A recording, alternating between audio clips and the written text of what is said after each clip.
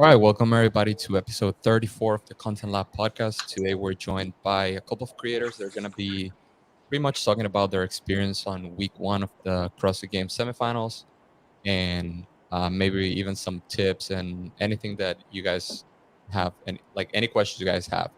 So, first of all, thank you so much, everybody that's here for joining us.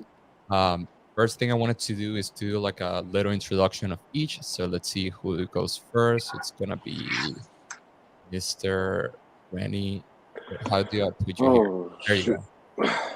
Yo, it's Renato Fiore Photography, and I don't know. What was I take your? pictures and stuff.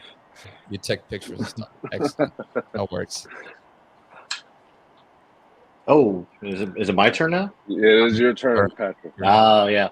PC and the Pups. I am the, I guess, director of content for BeFriendlyFitness.com. It's the new platform that myself and Brian friend started, and yeah, that's about it. Excellent. Cool. All right, I'm Chadrick, Undeniable Media, and I was shooting for HOPO training this weekend on photo and video. So all the little content that we put out there.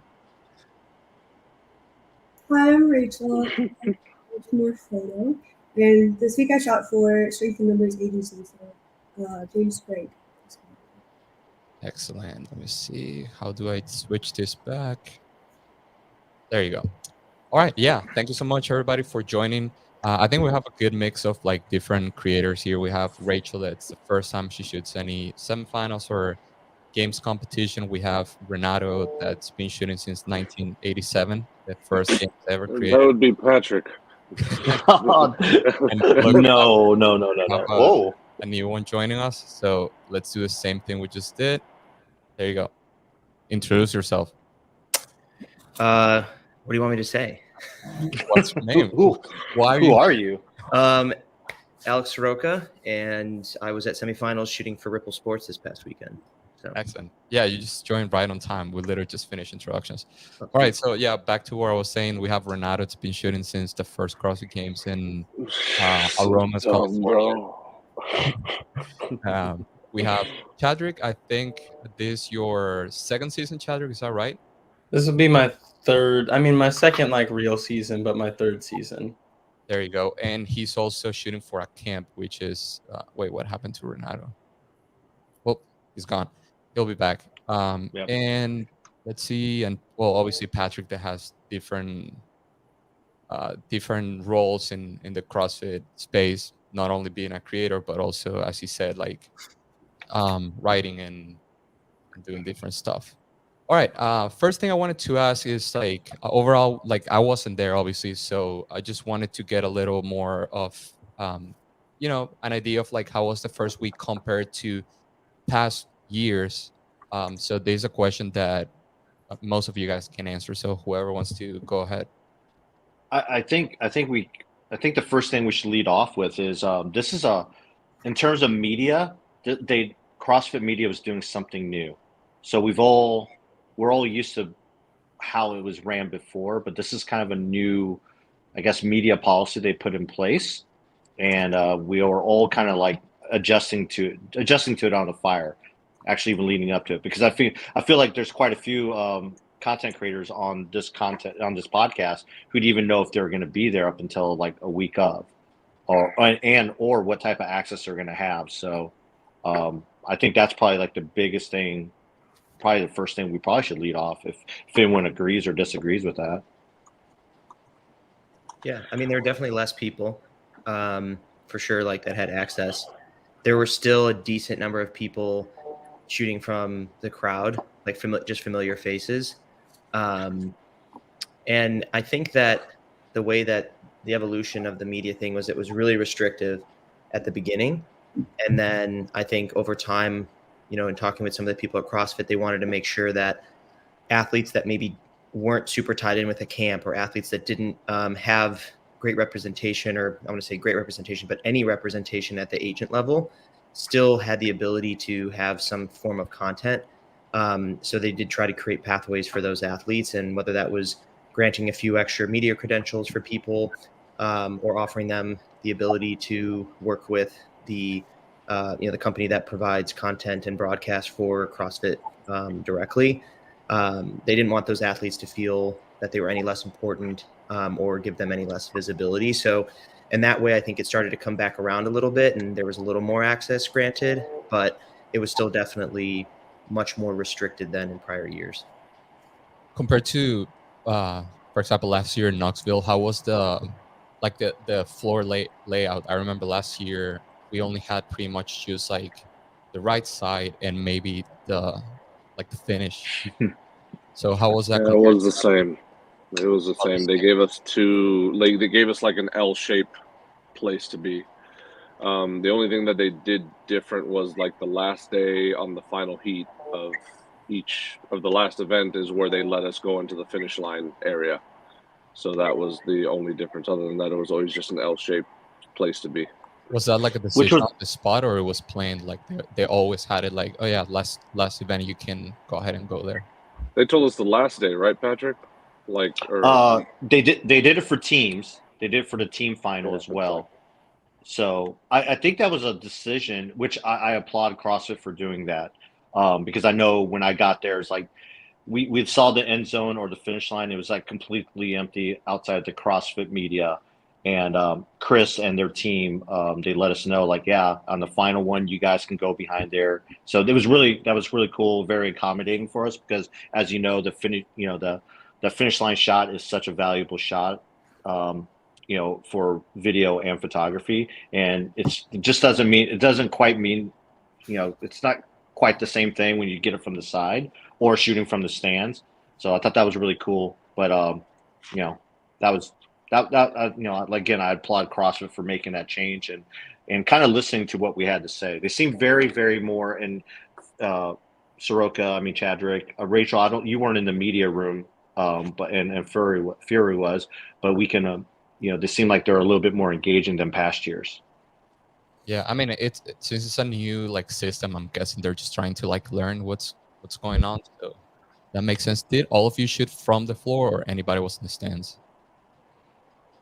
All There of were you. occasional times where it made more sense to pop out for a second and come back in if you wanted something dead on. But I think all of us were in that L-shaped of start line and then that right side or left side, depending where we were. Did any of you talk to anybody that shot just from the stands? Like, Yeah, I wonder what was their experience there. I talked to Frank from Mayhem, and I think he primarily shot from the stands, like video and photos. And I shot up there. I think it was event 4 and 5. Was that the one that's the sprint The and the snatch. snatch, or was that Yeah, 5? the snatch and sprint one. Yeah, it's 4 and 5, right? Yeah. Yeah.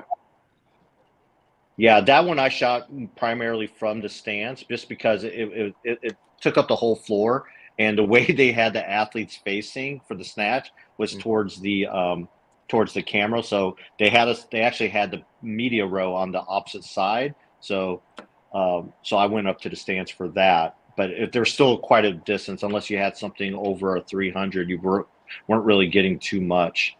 I don't know, but that was the only time I went there. Frank said he was getting some good stuff from up there. And obviously, if you go to Mayhem, you'll see any of the far away shots more likely were Frank. Cool. All right, I wanted to start like a little section of like things that we can help people that are going to next week. That's going to be first time they're going there. Me too. So whatever you guys say, I'm definitely going to take in consideration. So I was wondering what were some of the biggest challenges for you guys, even though you were on the floor? What were some of the biggest challenges just shooting content overall? What's something you guys did that you felt you did good, and something that you think you could have done better? Let's start with maybe Chadrick and Rachel, since they haven't talked much. Yeah, I mean, I feel like again, it's always when you're limited to certain areas, it makes you become more creative. You're stuck in a box, and at first you might get frustrated, like, oh, I don't have the other side, or I wish I had the finish line. And there's all these things of, if I had this, I could do this. And it's like in those moments, you just have to think, well, how can I make the best of the scenario I have or situation I have, and kind of expand from there. I mean, one of the people I saw doing it the best in terms of what attracted my eye was like Stuart with YKS Media, and obviously he was doing stuff with Ripple too.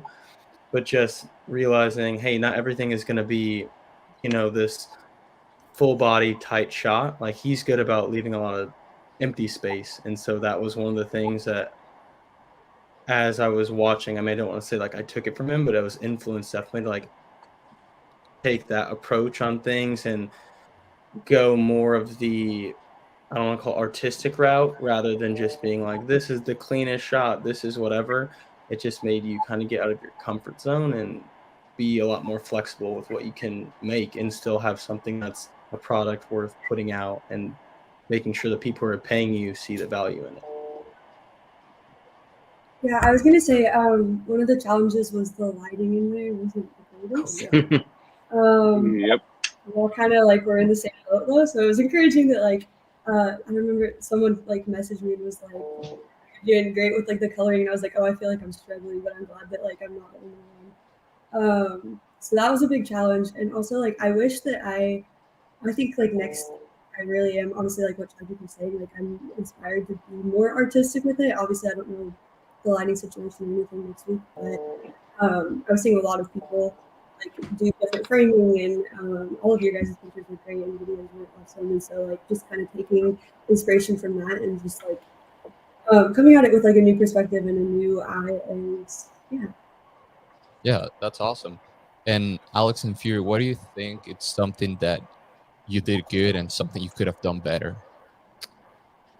I think, Carly said something to me after the first day. I kind of found myself complaining about the lighting and everything. And she said, hey, look, like, it's kind of the great equalizer, right? Like, everybody is dealing with the same situation. So why don't you challenge yourself to see what you can do differently and see what you can do to kind of like push through that. So I think it necessarily wasn't something technical, but just more of a mindset where after the first day, I was able to kind of take her advice and implement it to say, all right, I'm gonna make do here, but I'm not gonna settle. I'm gonna kind of look at it as a challenge to see what I can do to be unique and be different, maybe take some risks. So that was good, and I think almost on the same side of the coin, it's like I think something I could improve upon was not dwelling as much on the issues that we were all facing. It's just not worth the headache. It's everybody's dealing with the same thing. So laboring on it is just not productive. So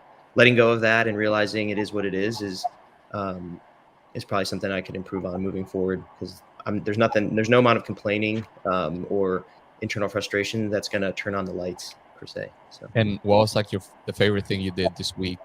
This past weekend. In terms of like a specific form of content. Yes, let's talk about like the thing that you're the most proud of that you created or that you did. I don't know. I'm kind of piggybacking off of what Chadwick said about working with Stuart. He kind of encouraged me to take some risks. So in terms of just some of the style of photo and positioning of subjects and using some negative space, I think that was something I don't traditionally do, but found myself doing a little bit more frequently. I also kind of got back to my roots in some of the photo burst sequences that I like to do. And I've gotten away from that. I've been doing more just video or just more stills. So I got back to that and I really appreciated the work that I did in that regard. And I think we had a couple of really good pieces of content that came from that. So. Excellent. How about you, Renato? I mean, just Alex kind of said everything that I would have said. I just didn't talk to Carly over the weekend. So, you just try to make things work, turn lemonade out of gasoline. You know what I mean? You just gotta just do whatever you can. Every shot that you take was probably a tint of green, then it was a tint of purple, and then you just went, put it on the computer, and then you just make it work. And then, I mean, I just know I got really good with black and white over the weekend because I just started playing with that. Yeah, I mean, just making sure you capture the moments like, Dallin winning the event or like Fee, obviously, me being around those people, you kind of know their tendencies of what they're going to do. And, you're going to get Fee crying that she made it to the game. So like always be, at least the people that you do know, like you kind of know to anticipate those moments too. So that'd probably be one of those things. All right, this is pretty cool. We have Rafael here. He just joined. Hey. Rob. Sorry, guys. A little late to the show. So Rafael, this Cuban time. first of all, thank you so much for joining. This was your first ever like competition, right? When it comes to like on a bigger stage. On the CrossFit stage, definitely, for sure. On the CrossFit stage, yes. Yeah. So let's talk a little bit about like your experience. Like, what were some of the things that you really enjoyed? Some of the things that you were not expecting, and kind of like your challenges. Just diving into in the bigger stage. So I definitely caught the tail end of that, but lighting was terrible. I think we all know that, and I think you guys are just discussing it. So adapting to that was a learning curve for sure. But I feel like I was definitely able to do it after day one. Day one was a bit rough. I was just trying to soak everything in, to be honest. I didn't know what to expect or not expect. So if an opportunity kind of showed up in front of me, I was just trying to be ready to capture that, you know. Yeah, that's awesome. And you shot for Be Friendly Fitness, is that right? Oh, there you go. Look at the share Yeah. there. Complete coincidence, by the way. Complete coincidence. Yeah. How do you get involved in the whole like CrossFit world, straight into like media? So I'm an affiliate owner. I've owned a CrossFit gym now for a little over 10 years. So I started doing media work just for my gym. I needed more content, and really didn't have money to pay people to come out and do that. So I figured if I learned how to do it on my own, then I could produce content literally whenever I wanted. And that ended up turning into a whole different thing for me. That creative space was a huge mental relief for me. It was a huge coping skill of mine that really helped me through some very difficult times. So I leaned heavily on the art. I leaned heavily on photography, and it just kind of grew naturally from there. This whole weekend, to be honest, it's been a little bit of a dream. I still feel like I'm not in reality with it all, because it's just how this fell in on my lap, and kind of how I've entered this space is just, yeah, it's odd, and I'm just trying to soak it in.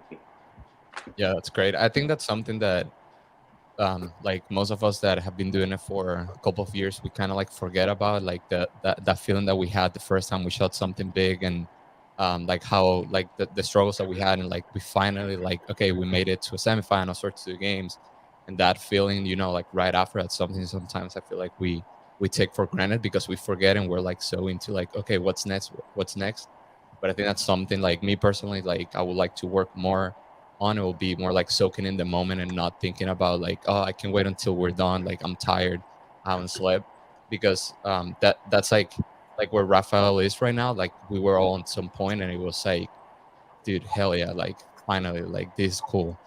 But yeah, Rafael, I wanted to also ask you, like, what's something I also ask everybody here before you join, what's like the thing that you're the most proud of from the whole weekend? The most proud of, to be honest, I got to say myself. A few years back, I wouldn't have pushed myself to be in this kind of position. Patrick had reached out to me and offered me to do some work for him. And if this was 2 years ago, I would have been very hesitant to even just respond to that, because I didn't believe in myself. I didn't have that confidence to say, hey, I can take on this challenge, and I'm either gonna fall on my face or I'm gonna succeed at it. But I wouldn't have taken that risk a few years back. So there's been a lot of personal growth since then. So to be honest, that's what I'm proud of the most is I took on the challenge, and I said, hey, whatever happens with it. So yeah, I feel like I did a good job. That's just on where I'm seeing it.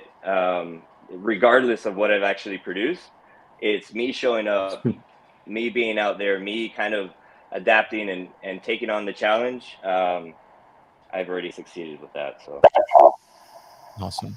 I'm still, my camera just went out, but let me see if I can fix it. I wanted to have some questions here from that I asked on Instagram, and I'm gonna start with this one first. Wait, Fury, were you gonna say something?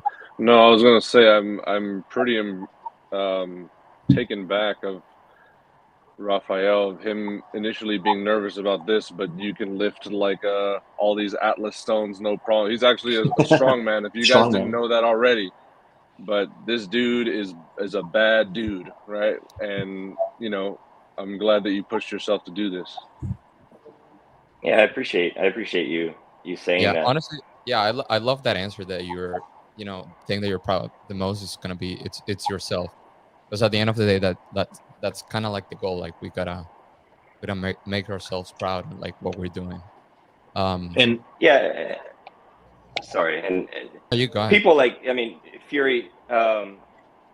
He's known me from before, so he knows me as an athlete. And those that personally know me don't, maybe not, they don't understand that side of me, but I have huge confidence issues, and I hate competing, to be honest. I've competed at the world level for the last few years.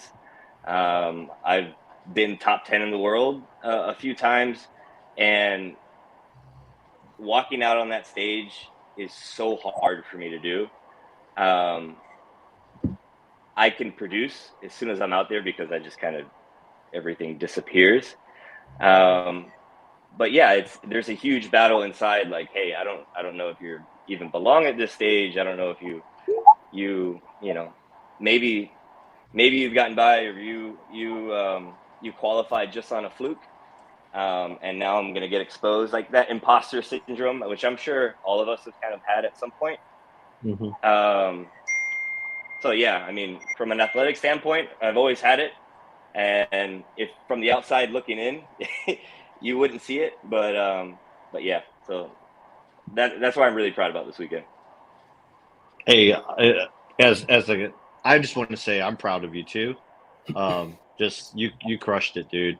Like I said, when I reached out to you, I knew there was I could feel the reluctancy to kind of put yourself out there, and I knew you hadn't shot on that stage before, but I kind of put myself in, I think, all of our shoes. At one point, someone took a chance on us and gave us an opportunity, and I felt like there was, at some point, I think we all have the responsibility of paying it forward, and to give you that opportunity to do that, and then also, getting the feedback from some of the athletes that you took, and you absolutely crushed it. And I just want to say that it was awesome having you there, representing us, and be friendly, and those athletes really appreciate it too. And it was just great job. You belong here. Yeah, I really I hope appreciate that a that. lot of the newer creators, like if anybody's listening, that you're brand new in the industry and you're thinking about making that next, going for that next step and shooting semifinals, even though it can be scary or kind of what you were talking about. I hope some people can like listen to you, and I mean even like reach out to you and ask for your experience, like what like some of the things that help you just make the decision of doing it, and yeah, hopefully they can get inspired.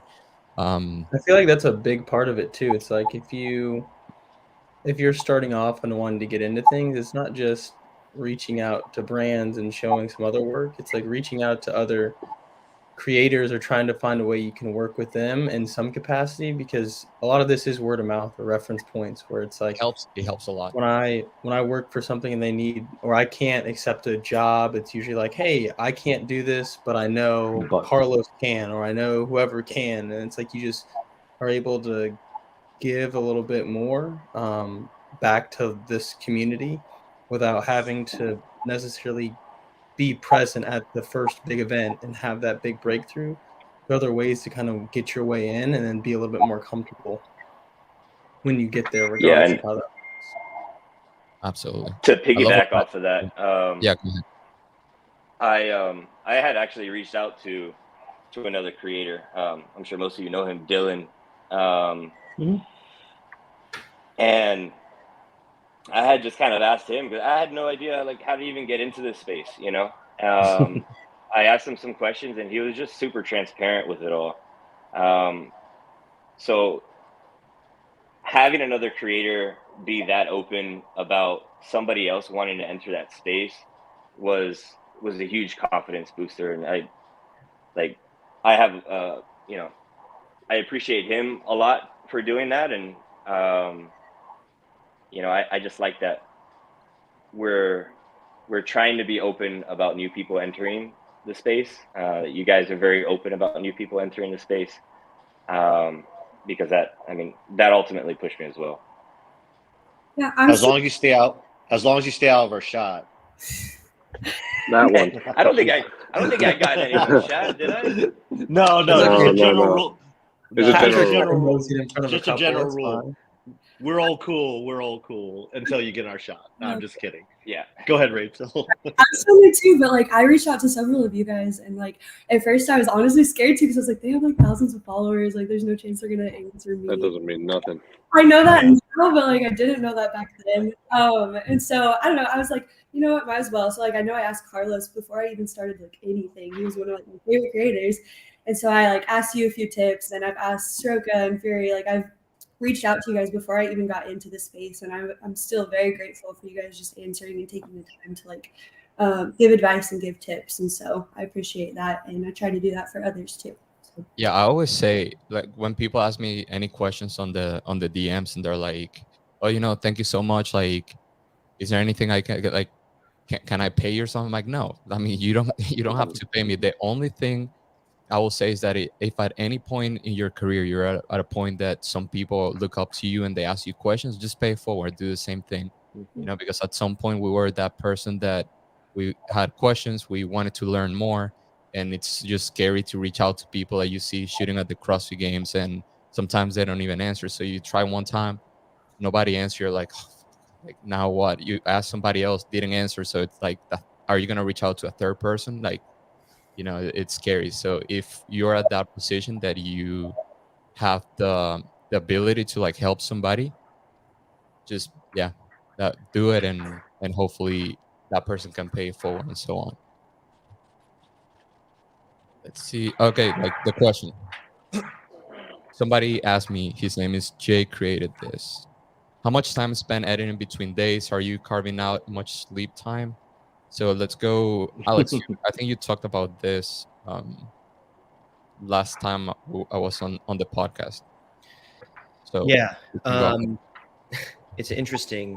I guess I'll say there's two kind of forms. There's the immediacy of covering, so there's in between the events, and that's just like as soon as your obligations are done on the floor, get back, sift through stuff. I'll say for this event, it was the workflow was a lot slower because everybody had to mess with. This was the type of situation where if you shot from one angle and took maybe 10 steps to your left and shot the same subject, the lighting could have been completely different. The clock, the green light from the clock could have, you know, really impacted your shot. So the workflow was definitely slowed down when it came to editing in between events. But that just is, you know, making good use of that time so you can deliver that content, you know, whatever deliverables are. But then spent editing later. Typically, I know some of us will after go try and get food or work out or do something to give ourselves a break from staring at a screen. Personally, for myself, I think I was probably up until 11:30, 12 o'clock each night, up pretty early the next day. I'm sure some people were up later. There's just a lot to sift through. And, you know, I think if you don't chip away at it and kind of stay up late, and this all depends on what your deliverables are as an individual, but you're going to end up feeling super overwhelmed when it gets to maybe the end of the competition and you've got 50,000 photos to go through, or, you know, hours of video to go through because you haven't really done that over the course of the weekend. So it's kind of keeping up. I always feel a little behind, to be quite honest. I feel like I didn't always get something, especially when somebody wants a specific photo and you just kind of have to grab what catches your eye. You'll find something 5 days later that you think was like, oh, this one was fantastic. But it's in a way kind of finding that balance between immediacy and quality. And I think a lot of us have sort of mastered that, where we're not too slow. We're still delivering high quality stuff, but we're not so fast that we're delivering low quality content. Yeah, and that's something we keep learning as as we shoot more. Yeah. And all right, Heber, what's up? Oh, and look at that. Good morning. How's it going? Where you at right now? I'm at my house. I'm about to hop at the sauna. This is my morning routine, but Are you going to Australia? I'm going to Australia in about 7 hours. Oh wow. Yeah. Okay. Same question for you. Like for the type of content that you guys put out, like how does the sleep look like? It depends on what. Yeah, it depends on what's happening in the season and how urgent it is. For our stuff, it's long form content and even short form stuff. Like we sacrifice a little bit of the short form content on site because we're just all in on the long form that we're trying to put out. And for us at a competition, like by Thursday, everyone's talking about the Torian Pro. No one's talking about the semi that happened last weekend in Mid Atlantic or wherever the hell we were.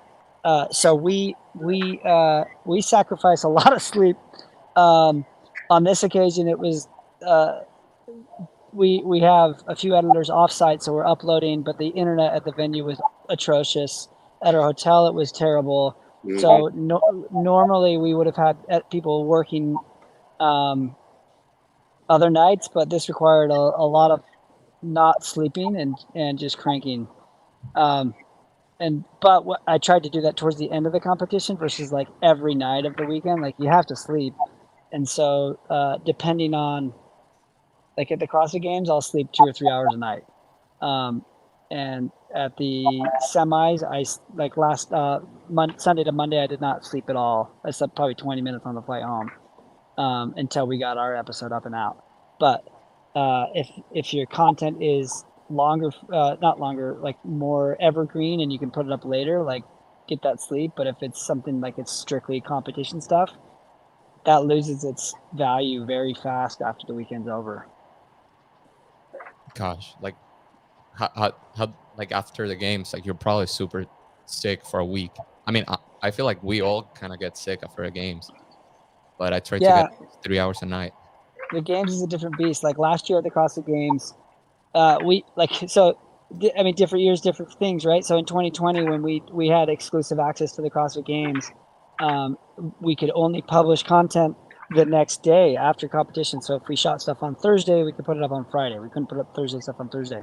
Well, we said, okay, we stayed up all night. I slept 2 hours a night the entire weekend, and we had a full 30-minute episode of the previous day's competition before the next day started. At the 2022 CrossFit Games, like we started to see a dip in viewing time because there's a lot better live broadcast. There's just so many people putting out content there, and so we kind of picked our 2 windows where we put up an episode on Thursday or Friday, and so like that night I didn't sleep very much, and then we did another episode at the end of the weekend, and then tried to get a little bit more sleep throughout, but the games is hard. I don't ever really come home healthy from the CrossFit Games.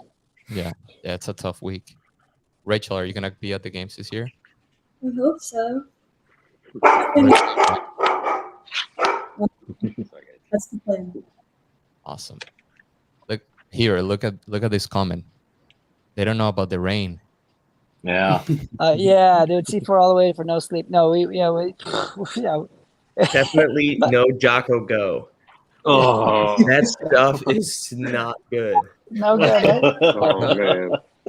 I knew I was in trouble the other night at 4 a.m. when I was slinging down 300 milligrams of caffeine from a rain. I was like, it's one of those nights. But yeah. I mean, we all go through those moments that we just have to grind those edits that same night. So. I gotta run.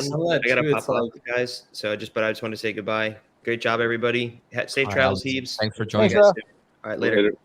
Yep. What are you guys gonna be doing in Australia? Like, what's do you guys have anything special going on? I literally I finished Florida, and now I turn all my attention to trying to figure out what we're doing there. So we're gonna be coaching Ellie Turner as best we can, but again, we don't have coaches passes, so that's just kind of like the idea for our video. And then the stuff that I'm excited about is apparently we're getting like flown to a private island to surf on the day after the competition. So that'll be fun. Oh, nice. Yeah. Is Knifer going out? Well, I guess not because he's coaching Justin. No, he's So- missing Justin. So we're like, we'll tag us in. But she has a coach's pass, though, right? Who's taking Yeah, a coach's pass? I don't know. We don't need to take it from an actual coach. I know. Like she probably Yeah. has a family member that's going to help sling her bags around. But Yeah. I told her whatever you need, we'll be there. You know, you need me to go That's get your coffee awesome. in the morning. I'll go get your coffee. Eric Greenhall says, new sure idea, grind those edits. Around those edits. All right, so who's going to be there next week? Chadwick, you're going to be there. Yep. Rachel, how about you? Yep. Renato saying Florida. He's a loyal I'm staying home. Florida man. Gonna watch it from the comfort of my couch. Rafael, how Carlos, you're gonna be there, right? yeah, I'll be there. Who you shooting for? I'm shooting like exclusively for PC and the Pups. I'm gonna follow him around, make a little documentary about his journey at the semifinals. And Well, then no one wants to see that. we'll transfer No one all wants to the see footage that. to, Jack of all trades. No, you do not want to see that. I mean, who knows? Yeah. And yes, I'm down. Pickleball. Let's do Yeah, it. hopefully you guys have way better lighting than we did. You know, I don't know. I don't know if we would, because convention centers are usually like that. They have those weird like double Mm-hmm. like green and Well, not orange. necessarily. What was it like? I mean, I wasn't even shooting back then, but like regionals when it was in West Palm, it was great. Like the lighting was really bright in there. So, you know, maybe you guys have better luck than we did. Have you been to the Pasadena Convention Center, Heaps? I have not. They've never had an event there, and like, who knows what they're going to spend on lighting for it? So Yeah, because it I'll kind be of at Torrent. It's going to look dope. Oh yeah, Torrance. Suckers. No, Torian, yeah. All that natural light. I think it kind of depends too, like because you can actually turn on all the lights, but it's like more expensive, right? Something like that. I think it's like Yeah, like, $10,000 per light, essentially. Not per light. for the- At this venue in Florida, it was I think it was 10,000 or 20,000 for the weekend. Yeah. And then yeah, I think they got gouged on the pricing a little bit. But Yeah. you know, We actually it was kind of cool. I think Chadrick, you were in there, Ralph, you were there, but JB and Boz had like a kind of impromptu press conference for the media on Saturday morning, and Soroka and Fury would like text me. He's like, "Ask him about the lighting. Ask him about the lighting." So, being like, so I asked them, and they were well aware of it because they were saying, "Yeah, our photographers are dealing with the same thing. The broadcast is dealing with the same thing. Blah blah." And so it was just kind of funny that just hearing them say that, especially if they have control over that. But dude, the brightest light on the floor was the clock. Yeah. Yep. That's exactly what Soroka was talking about. He said the green light from the clock. But yeah, I don't know. It's kind of neat. But it'll be interesting to see how Pasadena is. But like all of us have shot multiple like semifinals and regionals. Each one has its own unique like personality and feel. So from what I hear, Berlin's actually a smaller venue. It might actually be really dark too. So I don't know who's going to Berlin, but that should be interesting as well. One thing I noticed is that as the week went by, like the photos and the videos started looking better. I feel like people like started adapting to like what was happening. Like the first day, I saw a lot of like very like yellow green tint photos. Obviously, like you also a lot of us are trying to edit quick and post right away, so we don't really have much time to like adjust right away. So I can tell like after Thursday, Friday, like during the weekend, people started like actually putting a little more time into like figuring out what your look wants to, what you want the photo to look like, and photos are looking a lot better. Yeah, I think it's like Saturday halfway through is the point where I feel like, okay, I think I got it figured out. It just took longer. I mean, essentially when you're even at the games, it's like you can really truly batch edit where it's like, I copy and paste to 40 photos and I'll go through and make small adjustments, but I was individually editing each photo like down to the T. So it just took a lot more like intentionality versus just being like, okay, I can get you 40. It's like, no, I'm going to get you like 5 in between events, and that's all you're going to be able to have. Gotta turn on that anti-flickering on the camera. Well, it's like it just the color would shift. So then all of a sudden you're like, oh, it's purple here and I'm moving over and it's green now. And then it's pitch black and it just was, yeah. Oh, Wait, Lightroom's AI denoise was Alex the still greatest here? thing. Yes, for sure. Ooh, Why doesn't he join again? he's 'Cause doing he doesn't Soroka wanna stuff. hang out with us. Yeah. Oh yeah, did any of you guys use the denoise feature? The whole time. Yes. I used it a couple times. Yeah, Really? You I'm have to not- show me that trick. it's literally just a I didn't button. mess with it. Really? All right. Driving.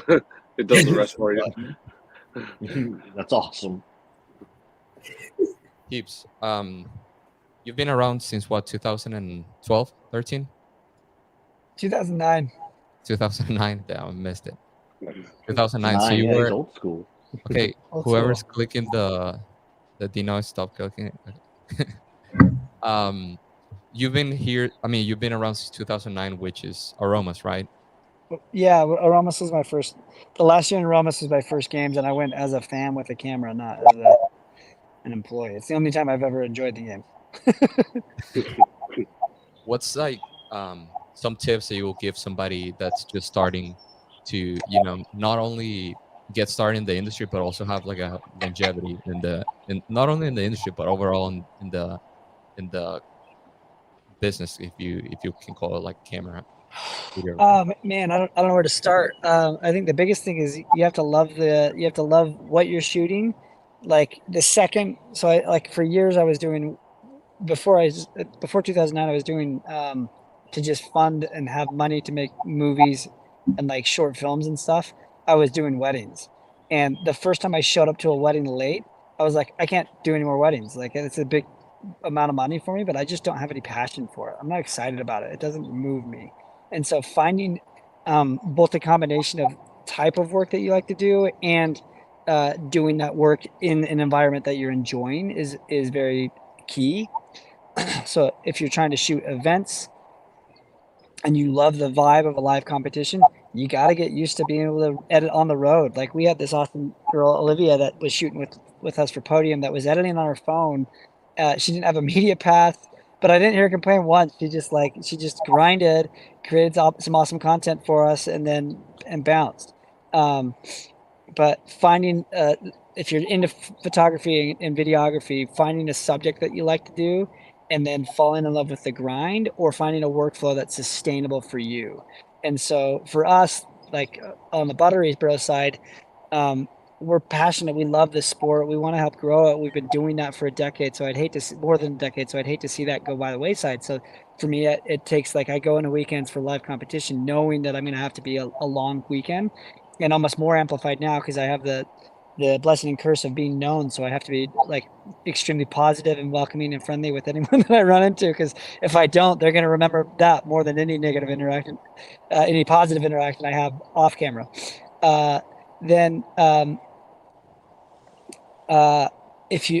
we're not at live events, we also try to find projects. Like we had Carlos on our Buttery Game show, which was a really highly produced, like 3 or 4 days of production, and then we gave ourselves like 2 months to, well, not 2 months, but like 6 weeks to edit that and have time to really get the nuanced jokes in there and make it next level. And so we have both the combination of like quick turnaround stuff and then stuff that we really take our time on, and documentaries kind of fit in that bucket as well, that are even longer and more highly produced. So fall in love with the grind, just to sum it up, fall in love with the grind, and then find things that you really enjoy doing, because that's where you'll find longevity doing this type of stuff, because it can burn you out real quick. That's awesome. Yeah, for sure. It's definitely something can burn you out quick. And I feel like we've all been flirting with that line at some point, like what now? But yeah, we have a good question here from Joel Abidia. He says, what's the best piece of advice you ever got that changed the way you shoot? Also, thanks for always giving me great advice. We can start with, I mean, whoever wants to. I'll say, let's see. I think somebody that's changed his style a lot. It's Chadrick, kind of like adapting also to like the brand. So he'll be a good one to answer this question. And then Yeah, I Heaps, we mean, want to follow up with also you since longevity. And I don't know, Renato, when did you start shooting again? 19 what? Bro, you know he's been doing this longer than I have, right? So I don't know how old you think I am. Okay, Chadrick. yeah, I mean it's hard to say like the best advice I've gotten, but I don't think I found early on. It was more as I started changing the way I did things. It was still staying true to what you like, but matching that within brands. So there are times when obviously you have to fit a certain look or a certain style, a certain way of creating, but within that you can have little pieces that kind of bring you joy, and it makes the process a little bit more exciting. Like I know Carlos, at times you put underlying things in audio tracks where it's like it flashes you back to things that like make you excited or bring you joy. And same thing for me. It's like if I can, Nobody can hear him.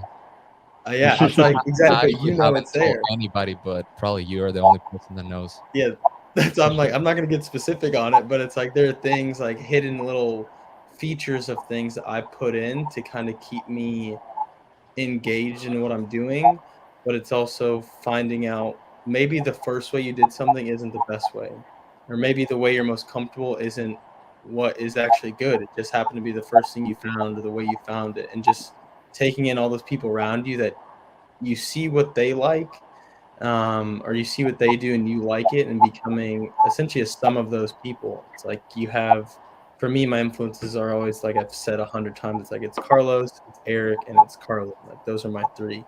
So if I can like in some way become a sum of them, even at a derivative level, you're gonna be putting out something that you're happy to make or proud to make. So Yeah.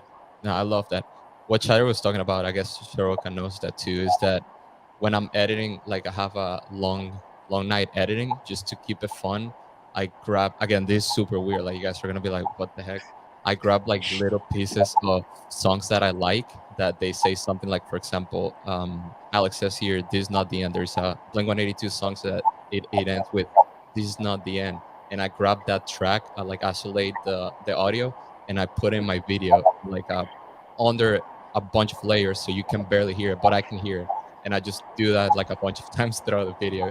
It's like 3 a.m. I'm like looking at songs that I like just to put stuff extra. Yeah, it's I don't know why, but I do it all the time. They're Um, probably like 182, aren't yeah, yeah. they? Anyways, I'm gonna answer this real quick because I was thinking about something that Chadrick said too. A good piece of advice that I got when I got started is that obviously like when you get started you get people that you look up to, right? Like you're like, oh, I love the style of this photographer, I love what this person is doing, and then you start finding ways to make your photo look like that person, or just have a similar style, right? And I remember one time somebody told me, they're like, I was like, hey, do you like this photo? I'm trying to make it like this. And the person's like, why don't you just find your style so people that look at the photo, they're like, oh wow, look, this is Carlos photo. Instead of trying to make your photo look like somebody, find inspiration from that person or from styles that you like. You like warmer colors, you like a little more contrast, and then adapt and find your style that people are gonna be saying the same thing to you. I'm like, okay, that makes sense. Like it's a quick switch. I'm not saying that you shouldn't still find inspiration from other people, but try to find your style and don't make your photos look like somebody else's. And from that moment on, I kind of like started like finding things that I like, things that I don't like, and then from there adapting. And I mean, if I see everybody here on this screen, we all have very like distinctive styles. Like each of us had a completely different style. Like if I'm thinking about it. So yeah, that's something that helped me just kind of like find your brand, because at the end of the day, like your photos or your videos, for me for example, it's also like it's my brand, so you don't want your brand to look like somebody else's brand. So that's something that helped me. Ibs, how about you? Yeah, I think I just echo that. Find your brand, find things that you enjoy making, and then find inspiration. I like to find inspiration from like definitely looking at what all the content creators in the space are doing, and then also outside of it, that find photos that I find I like the look, the color, the feel, the texture, the how engaging it is. This is my boy Maverick. He's super excited to be here. But yeah, just keep continually finding inspiration elsewhere, so that you're not stuck doing the same thing for years. Even though I kind of have been doing the same thing for years, but emulating people that you look up to, but also taking time to develop your own style and look. Yeah. How about Rafael and Rachel? You guys are, newer in the industry, and I feel like you both have found like your style. What's like something that helped you, and how do you find that style, and how do you like adapt to it? I remember at beach ball, because that was like my first, big competition. I sent you like the first set of photos, Carlos, and you were like, "Oh, I love these colors." And it's exactly what you're talking about. I was like, "Oh, I kind of just like go off of what you do and then make it my own." So it's kind of the same thing, but I just find like I honestly love different like looking at different presets too and getting inspiration from that and just playing with the colors. Honestly, it's a lot of like trial and error for me too, and it still is because I'm still new. So if I put one photo out and I'm like, okay, like that was a little too warm, let's fix it. Just a lot of trial and error until I see something that I'm content with and that I'm happy with. And I have worked a lot on like not necessarily taking into consideration as much like what other people say and like getting their opinion, but just really truly finding like what I like and what catches my eye and kind of grabs my attention. So it's kind of my game plan. Trial and error. That's something that definitely I did for a long time. Not until like 2021, I feel like I found my like the style I wanted to like move forward with. For the beginning, it was always like, trying this, didn't work out. I don't like this. I like this, and then going from there. How about you, Rafael?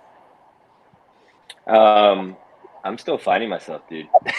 Yeah, that's I'm still finding what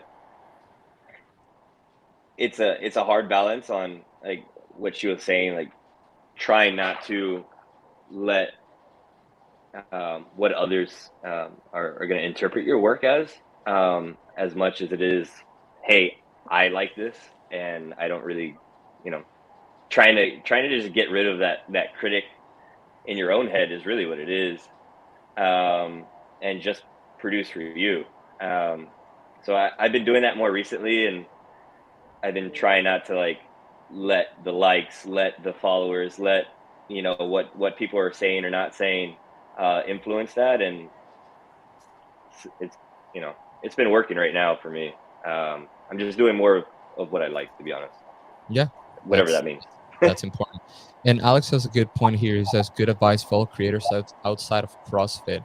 I think that's always a great idea. Like I feel like a lot of us get too involved in like what's happening in the CrossFit space, but the more you look outside and you see a lot of trial photography or sports, weddings, stuff like that, you start seeing like different patterns that you like and different things that you might try in the CrossFit scene. And we see that a lot in photos, like very artistic photos like Eric Castaños and like Carly and stuff like that. You see things that you've never seen before, and it's because they took inspiration from other industries or creators that do more film, or play with different colors, play with grain, stuff like that, that in the past we never saw in the CrossFit scene, that now we're seeing a little more.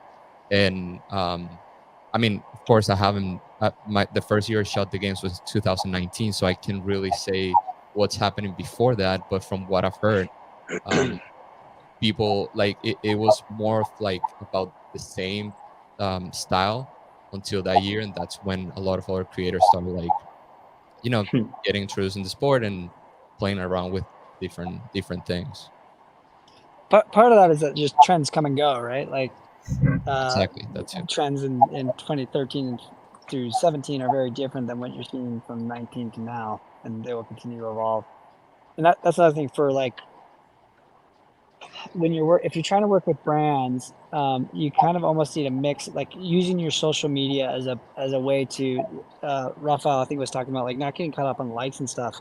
Like, had I just posted photos of the athletes I was shooting back in when I was working for CrossFit in 2013 through 18, like, or 2009 through 2018, I probably would have grown a lot faster, but they wouldn't have known who I was.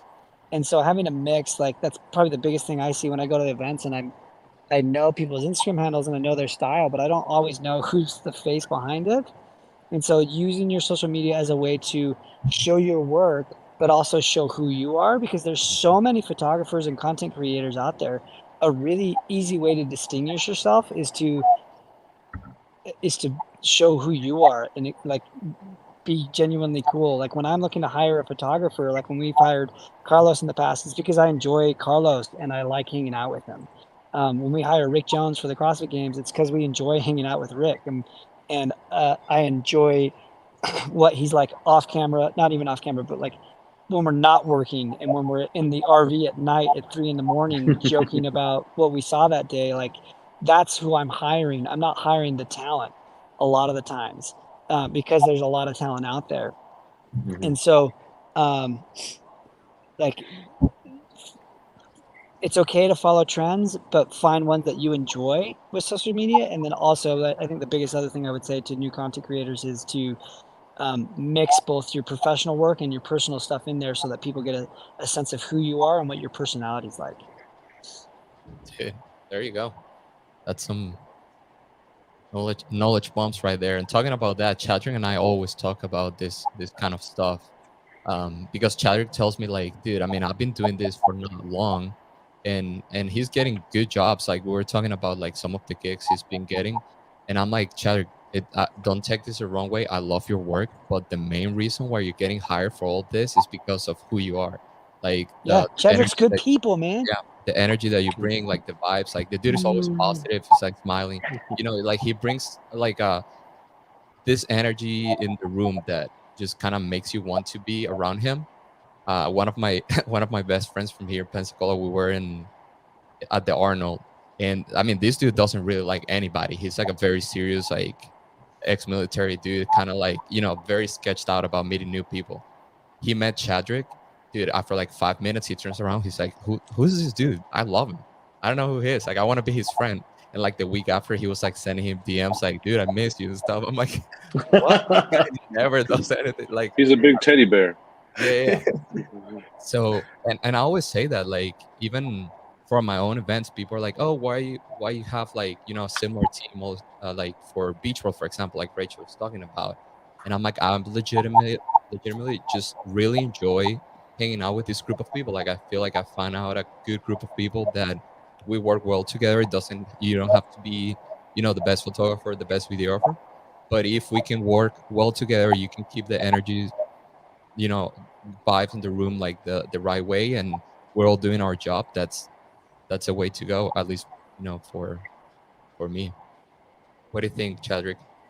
Yeah, I mean, I say that for everything. Like you said, we've talked about it's more about who you are than what you can make, because at a certain point, once you reach the level of being, I say, good enough, whatever that is, there's like a minimum standard that your work can be used in a lot of different avenues. And most people can reach that, I don't want to say relatively quickly, but quicker than they think. And so obviously you see people's work, and like, that person is a better editor than me, and they're a better photographer than me, they're better at composition, they're better at all these things. But there's a way to go about things where if you are enjoyable to be around, you just find yourself in higher places at a more rapid rate. It just becomes, again, it's like the good people thing. I'd rather work with someone who's not the best, but I can enjoy being around more so than I'd rather work with someone who's the best. You're gonna be able to learn more because you work together better. I mean, every time you and I do something together, it's like we'll sit there and edit something essentially together, and I'll take a piece that I like from how you did it. I'll take a piece from how I like how I did it, and it just combines into something at the end of the day is better than I think if each person did it individually. So I think a All right, lot of guys, that. I gotta hop off and get my boys to school. But thanks for having me on, guys. Thank you, Heaps. Have fun. Appreciate it. Have fun down under. Yeah, you guys have a good weekend, and for those that are in California. Yep. Yeah. We'll try.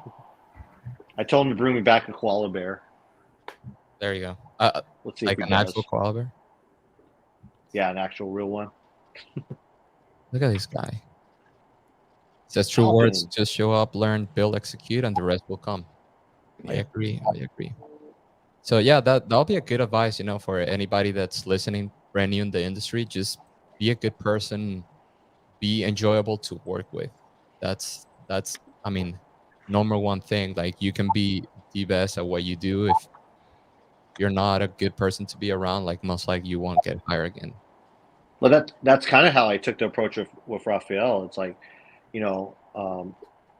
he reached out to an athlete I represented, and I told her that I'd take care of her photos, and working with Kyra Milligan, she's very particular about who shoots her, in terms of it means a lot for her to get along with the photographer that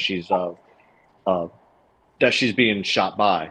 And I mean, Fury knows this, and Roth has shot her. So I wasn't very familiar with his work, but I knew that he's shot for Kyra before. I think through Paper Street, correct? Well, like indirectly. Yeah, I did some indirectly. stuff Yeah, for them at Wadapalooza. Yeah. yeah. But then I asked her, I'm like, hey, I'm like, what's your opinion of this guy? He's like, oh, he's a great guy, good guy. He's very talented, blah, blah, blah. And, so that meant a lot to me. And then I reached out to him and like, hey, you passed the test by, if Kyra likes you, then you're a good person, in my opinion. So that's how, and then just kind of gave him a chance this past weekend. And again, he just kind of crushed it. And, it's kind of cool. This is definitely like not the last time I want to work with him, but hopefully I also want to give him a platform where he can show his work, and give him the ability where he may have opportunities like Chadrick and Fury and Rachel have, and Carlos have. There's plenty of work out there. It's just a matter of finding it, but the thing is, these people that are providing the work, they want quality people, not just quality work as well. And that's why you're seeing the same people with the same brands, or they're being picked up by other brands, or doubling up on brands. It's because they're just good people overall.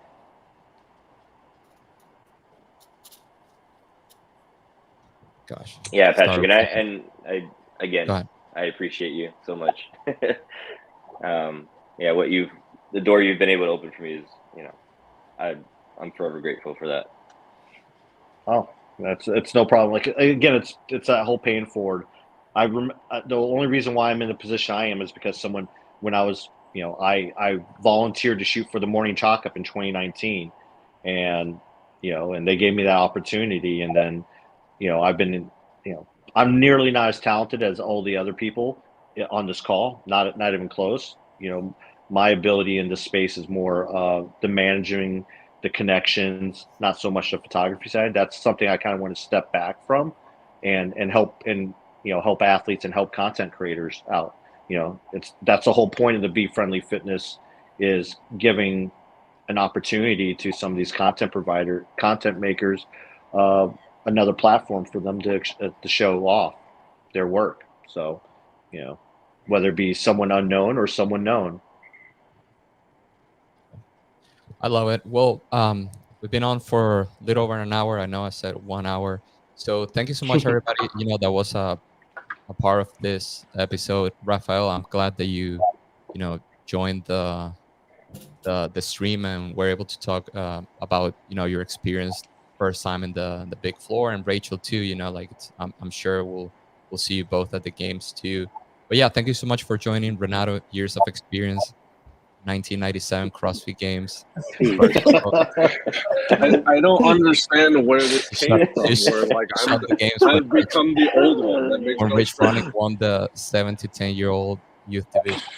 Dude, I think the first time I went to the CrossFit Games was the same time that you did, asshole. So